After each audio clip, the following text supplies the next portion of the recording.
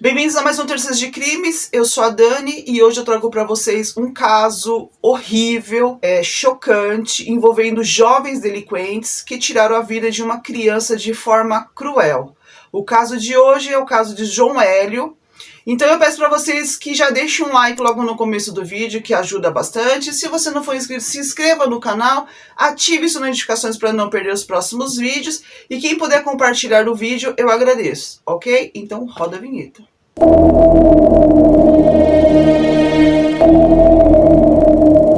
João Hélio Fernandes, de 6 anos, vivia com seus pais Elson Lopes e sua mãe Rosa Cristina Fernandes e sua irmã mais velha, Aline Fernandes, na cidade do Rio de Janeiro.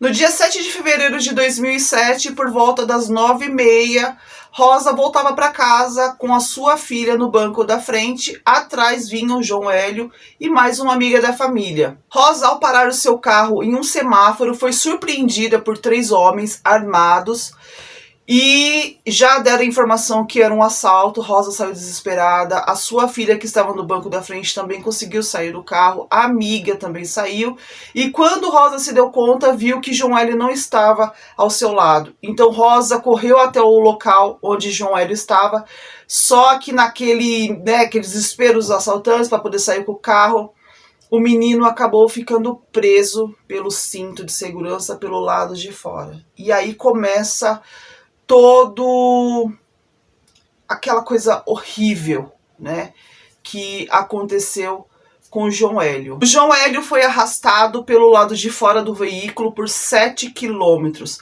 passando pelos bairros de Oswaldo Cruz, Madureira, Campinho e Cascadura. Na ocasião, as testemunhas que presenciaram esse crime horrível tentaram alertar os bandidos, pois eles não sabiam do que se tratava, achavam que poderia ser algum acidente ali, não tinha noção da barbaridade que estava acontecendo. Então eles tentaram alertar esses bandidos sobre ter uma criança do lado de fora. Motoristas e motociclistas que passavam no local sinalizavam com faróis, dando farol alto para avisar que tinha uma criança pendurada do lado de fora, só que os bandidos simplesmente ignoraram esses sinais, tá? E ficavam gritando que eles não estavam arrastando uma criança, e simplesmente um boneco de Judas. Eles continuaram a arrastar João Hélio por vários quilômetros, até que deixaram o carro numa rua sem saída, abandonando assim o corpo de João Hélio ainda pendurado no carro. O corpo de João Hélio ficou irreconhecível. Eu não vou falar de que forma que estava o corpo, porque já dá para imaginar o que é uma pessoa, uma criança ser arrastada por 7 quilômetros. Então já dá para imaginar em que ponto que estava o corpo de João Hélio. Todo o trajeto que esses delinquentes passaram, eles não deram de cara com nenhuma viatura. Tá? Eles passaram pelo quartel do exército, eles passaram por posto policial, eles passaram pelo fórum e não deram de cara com nenhuma viatura. Isso ficou bem claro, a falta de policiamento que tinha no local. Segundo Diógenes, que era um morador ali próximo do local, ele viu quando os bandidos chegaram, tá, já arrastando o menino, e eles viram quando os bandidos desceram e olharam para o carro e viram o menino preso ainda no carro, tá? Outros moradores acharam se tratar de um boneco, só que logo viram que tinha sangue na lataria do carro e se deram conta de que era uma criança. Quando eu soube desse caso, né, eu acabei assistindo alguns vídeos para me informar mais e eu vi depoimentos de policiais que se envolveram no caso e eles disseram que já tinham visto vários casos horríveis, mas nenhum se igualava a esse, tá? Você vê os depoimentos emocionantes desses policiais. Até porque vários tinham filhos, né? E eles se emocionaram com o caso do João Hélio. As testemunhas que estavam no local, assim que viram os bandidos deixarem o carro, perceberam que eram pessoas ali do local, tá? Porque eles, assim que largaram o carro, desceram as escadas calmamente. O Diógenes disse que assim que se aproximou do carro, ele percebeu sim que se tratava de uma criança. E ele disse que o barulho do arraste do corpo do menino parecia de papelão. O Diógenes ficou num estado de choque tão grande que ele diz ter ficado parado uns 10 minutos olhando para a criança, até que depois ele caiu em si e conseguiu chamar a polícia. Ele disse também que ouviu de outras pessoas dizendo que havia partes do corpo do menino em outro local, perto de um viaduto. E também que essas pessoas a todo momento tentaram alertar esses delinquentes. Tinha uma criança pendurada do lado de fora do carro, só que em momento algum eles deram atenção e pararam. Você vê que ali o objetivo mesmo, que ele já sabia que o menino estava lá, o objetivo mesmo era arrastar, era fazer aquela coisa que eles fizeram, tá? É essa a conclusão que eu chego. A polícia contou com a ajuda daquele motociclista que presenciou, o trajeto deles arrastando, e esse motociclista levou a polícia até o local onde tinha as partes do corpo do menino. O delegado que estava no caso pediu ajuda da população, tá? Pedindo para que quem tivesse uma informação entrasse em contato, e logo de início já deram uma recompensa para quem desse informações de R$2.000. E posteriormente este valor passou para R$4.000. Passados-se 18 horas, diante de muita repercussão dos noticiários, a polícia começou então a efetuar as prisões. O primeiro foi Diego, que foi reconhecido pelo pai, que foi localizado por meio da denúncia anônima e que se comprometeu a colaborar indo à delegacia. E ainda mais um menor de 16 anos, que também foi na delegacia. Assim que chegaram na delegacia, eles confessaram o crime e no dia seguinte a polícia efetuou a prisão de mais 2 envolvidos no caso. Um dos suspeitos era o Carlos Eduardo, de 23 anos, irmão do menor de 16 anos, que já estava detido lá na delegacia. Um outro homem era chamado de Tiago, ele tinha 19 anos, ele chegou a ser preso, só que ele foi liberado porque foi comprovado que ele não tinha nenhuma ligação no crime. Só que à noite ele foi preso novamente, tá, como suspeito, na participação da tentativa de assalto. Segundo a polícia, o Tiago, juntamente de Carlos Roberto, de 21 anos, eles levaram os bandidos até o local do assalto. Eles estariam no táxi que era do pai do Tiago, utilizado esse táxi então para levar a quadrilha até o local e dar a cobertura na hora da fuga. Então Carlos Eduardo ainda estava foragido, só que ele foi preso horas depois. De acordo com as investigações, o Diego, de 18 anos, ele ocupava o banco do carona, o Carlos Eduardo, de 23 anos, foi o condutor do carro. O menor de 16 anos foi o responsável por render a mãe e ocupar o banco de trás do veículo. E o Tiago e o Carlos Eduardo, lá naquele táxi, eles dão ajuda, o apoio para a fuga. Então, assim que todos foram identificados, eles tiveram suas prisões temporárias decretadas até 10 de março de 2007. Testemunhas presentes afirmaram ver os bandidos andando em zigue-zague com o carro, chegando próximo a poste, tentando se livrar do corpo do menino. Então imagina, aquele movimento batia mais ainda com o corpo do menino. O menor de idade, ele disse que estava com uma arma de plástico, só que a mãe disse que não, tá? Porque ela se lembra muito bem do barulho do metal da arma batendo no vidro do carro. Os envolvidos foram ouvidos na primeira vara criminal de Cascadura e o coronel Ubiratã confirmou que sim, não havia policiamento no local e viu a necessidade de ter mais policiamento naquela região. Ele disse que o agente que foi até o local não conseguiu fazer a ocorrência, de tão abalado, ele não parava de chorar e ele não conseguiu fazer a ocorrência de João Hélio. João Hélio foi sepultado no cemitério Jardim da Saudade, na Zona Oeste. O velório ocorreu na capela C da mesma necrópole. E as causas da morte foram traumatismo craniano, ação contundente, que seria a pancada, e a laceração do encéfalo. Após esse crime chocante, foram feitos protestos, e um deles eles fizeram naquele trajeto de 7 quilômetros, desde onde começou o assalto, onde João Hélio ficou preso pelo lado de fora, até o local onde eles largaram o corpo de João Hélio. No dia 16 de fevereiro, todos os cartórios trabalharam com uma faixa preta na sua fachada lá, né, na entrada, e com metade da porta aberta.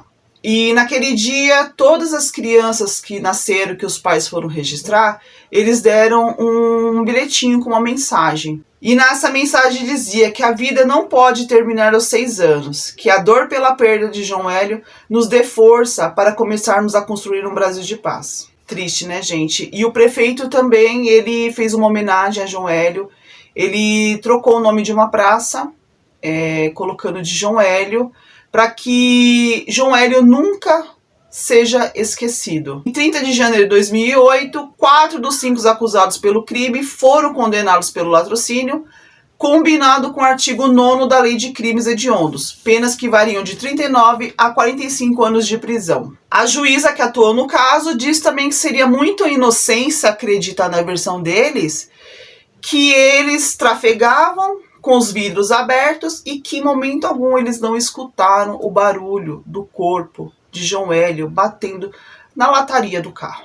Carlos Eduardo Toledo Lima foi condenado a 45 anos de prisão, o Diego Nascimento da Silva a 44 anos e 3 meses, o Carlos e Roberto da Silva e Tiago de Abreu Matos foram sentenciados cada um com 39 anos de prisão.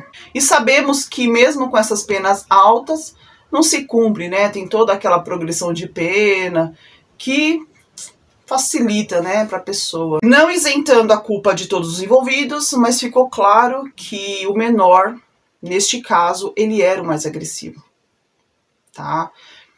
Todos eles que estavam envolvidos tiveram a opção de falar, não, gente, tem um menino preto, pelo amor de Deus, vamos parar o carro. Não, pelo amor de Deus, a gente veio para assaltar, a gente vai levar o carro, era esse nosso objetivo, não de matar uma criança, mas não, né? O menino botando pânico lá no banco de trás, acelera, vamos, e todo mundo dando risada e indo, né? Vamos continuar com o nosso circo. O menor infrator de 16 anos chama-se Ezequiel Toledo de Lima. Ele foi condenado pela 2ª Vara da Infância e Juventude da Capital a cumprir a medida socioeducativa em uma instituição de jovens infratores. Então, passados esses 3 anos em regime fechado, ele foi beneficiado com a progressão de pena e foi inscrito no programa de proteção a adolescentes ameaçados de morte. Muito bonito, né, minha gente? Porque, né, matou, agora tá com medo de morrer, quer entrar no programa de proteção, né? Pra não morrer. Bonita, né?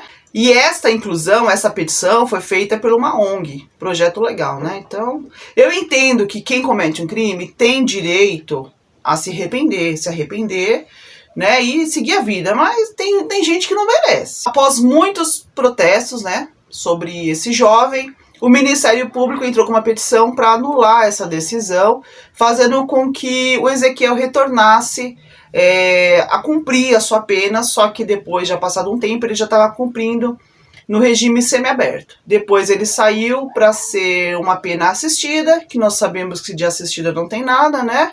Então ele estava aí, ó, soltinho para fazer o que ele queria fazer. Só que pau que nasce torto nunca se endireita, né? Ezequiel foi preso em 2012. Ele foi acusado de posse ilegal de armas de fogo, tráfico e associação ao tráfico, receptação e cooptação ativa. Após um tempo preso, ele saiu em 2019 e ele foi preso novamente por acusação de furto. Como eu mencionei, todas as pessoas têm direito de se arrepender. Quem cometeu um crime tem direito de se arrepender. Só que aqui ficou claro que Ezequiel nunca se arrependeu e ainda continuou na vida do crime. Ficou claro também que todos os envolvidos estavam cientes que o menino estava preso no carro e deram continuidade, né, e ainda a debochar do menino. Gente, pensa quanto que o João Hélio não sofreu. Só de pensar naquele momento que ele ficou preso, que ele já deve ter ficado desesperado e começou a andar. Ai, gente, não dá nem pra, sabe, imaginar o sofrimento deste menino. Se fosse em outro país, esse povinho aí tinha pego prisão perpétua no mínimo, né? E eu acho que ainda sem direito a condicional. É o meu pensamento. Mas aqui no Brasil, você faz o que faz, pega uma pena, não cumpre ela toda, porque tem toda essa progressão, né, de pena.